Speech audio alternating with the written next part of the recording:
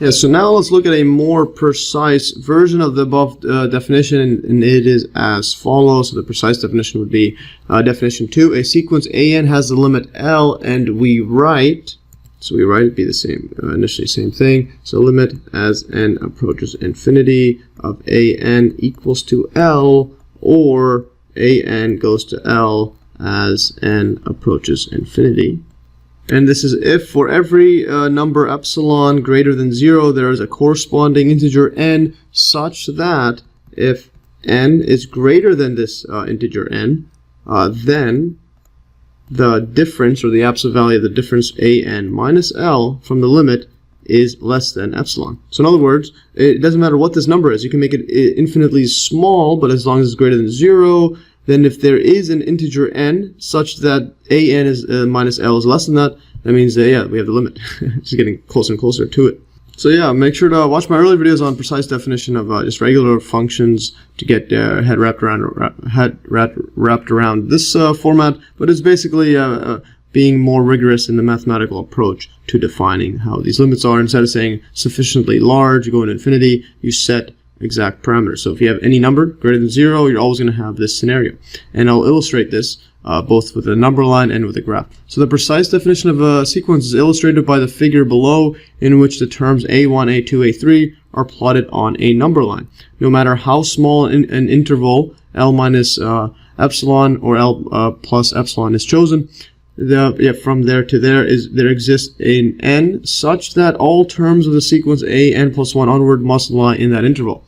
Yeah, so what this means is that we could, if we draw a number line like this, so let's say that these values are an, this is at 0, and let's say our a1 is somewhere over here, but let's say we have a limit right across here. This limit exists and it's at L. So if it exists by the precise definition, let's just put some bunch of other plots. Let's say it oscillates, the values of an oscillate about it. This goes a2, say it goes to a3 over here, and it jumps to a4 over here, and let's say it goes to a5, then it goes to a6 like that. Let's say it jumps to a7 like this.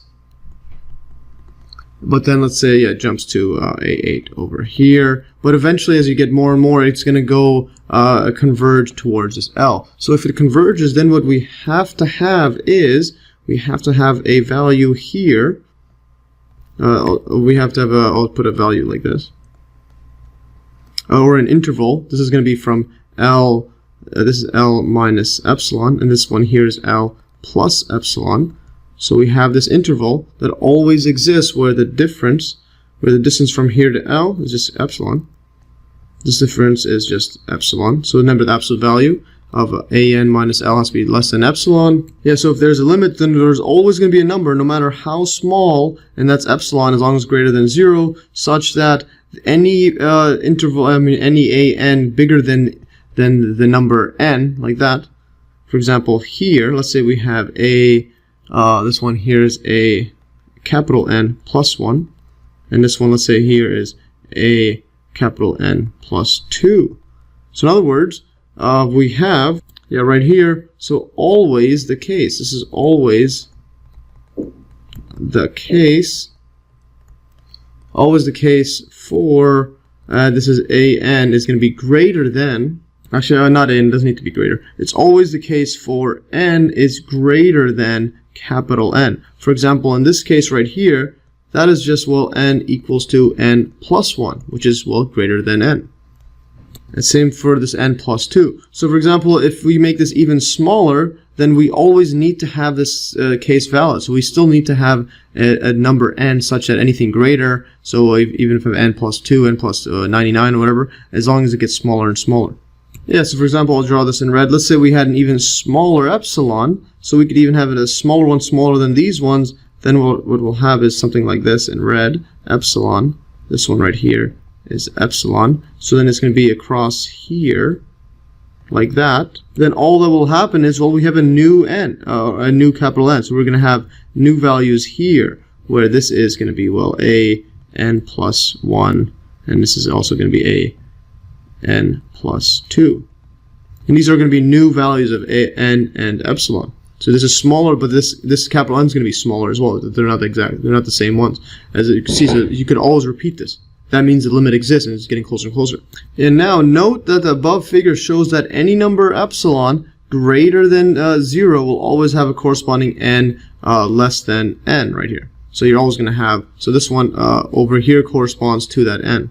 Yeah, so these intervals correspond to it, so anything greater than it will be fit inside here. So you could even have a n out here, but remember it's an integer, so it could be somewhere between. But anyways, so let's go further. So another illustration of this precise definition is given in the figure below, which is also pretty interesting illustration. Helps illustrate this this very rigorous view of the limits we're using precise laws, but it's very mathematically interesting. So we have n all the way to an, and then we have 0, and let's say we have the limit L. So the limit exists, the limit is L. And let's say we have the interval, so across here, this is going to be right here, this is the line y equals to L plus epsilon. So L plus epsilon, this is going to be this difference is just epsilon, like that. And then we have the bottom part of it, this is going to be epsilon as well. And this is this line is y equals L minus epsilon. So then if the limit exists, then we always have to have, let's say we have the integers 1, 2, 3, and it goes to 4, and it keeps going on and on. Let's say we have n is right over here. Say this is n. So somewhere across here, somewhere across there, it needs to be in between there. So let's say this goes up like this goes up, and then this goes up. Okay, let's just say it keeps going up. And then then it starts going down, and then this is the n corresponds to this, so that anything greater than this n is going to be inside this interval. So then it goes down and down, like this. So see what I did there. So there's the n. So this corresponds to it, and this is something like this. This n would go, let's say it goes all the way across to this one here. So it goes across this point, but then greater than it's going to be within this interval. So then this corresponds to the n. So this is the corresponds. Or better yet, put an arrow there, right? Corresponds. And then put this arrow across there. And this is for, well, anything to the right of this. In other words, n is greater than n on this side here. And then if you were to draw this in red for an even smaller one, so let's just draw a smaller one as in a number line, like that, smaller interval, and this is going to be, well, a new interval, epsilon there, even smaller, then we're just going to have a different corresponding n. So in this case, this one's going to be the corresponding one, because greater than it's going to be over there. So that's going to be the corresponding one, like that. This is going to be n, like that, and then this corresponds, let's put it right here, corresponds.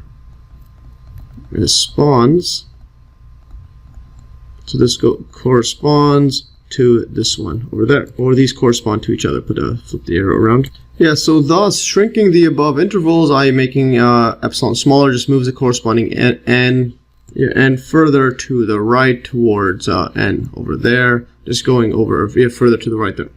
And the points on the graph an must lie between the horizontal lines y equals L plus epsilon and y equals L minus epsilon if n is greater than n, as I just illustrated there. This is a very good illustration. So the picture must be valid no matter how small epsilon is chosen, but usually a smaller epsilon requires a larger n. It's very interesting. So now if you compare the precise definition with that in my earlier video on the precise definition of limits at infinity, just for general functions, you will see that the only difference between the two is that n is required to be an integer. So here's the definition: let f be a function defined on some interval a to infinity, then limit as x approaches infinity of f of x equals L, means that for every epsilon greater than 0 there is a corresponding n such that if x is greater than n, then f of x is less than L minus epsilon. This is the exact same thing. Instead of corresponding number, we have corresponding integer, as here, corresponding integer, like that, and we replace n with x, or x with n. So thus we have the following theorem, which is illustrated below. So this is exactly the same thing. We just make it now for integers, a number integer instead of just any number. So theorem 1. And theorem 1 states if limit as x, if limit as x approaches infinity of f of x is equal to L and f of n is equal to an, equals to an when, let's put the when down here, when n is an integer. So in other words, if the function and the sequence are the exact same, but now you're just dealing with integers as opposed to just any real number, then what we have is the limit is also equal. So then the limit as well is the same. So n approaches infinity of f of n, which is just an, of an is equal to L. So the limits are the same. If it's the same function, again, it's exactly the same definition. We just made it integer instead of a number.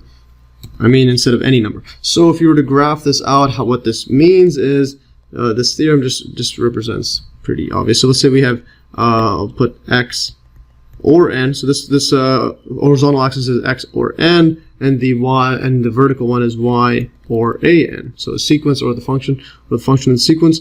So then we have L like this. Let's draw a better straight line. This is L. And let's say we have 0 like this. This is the integer 1, this is integer 2, this is integer 3, and integer 4. So for the function, what we'll have is, say the limit exists and it goes down like this. So this is the function. Draw this a bit better. Like that. So this one right here is y equals f of x. And now for the sequence is the function, but only in integer form. So we just draw the dots there. This is all it is. So there's the fourth, and then it just keeps going on like this. And let's say it's something like this.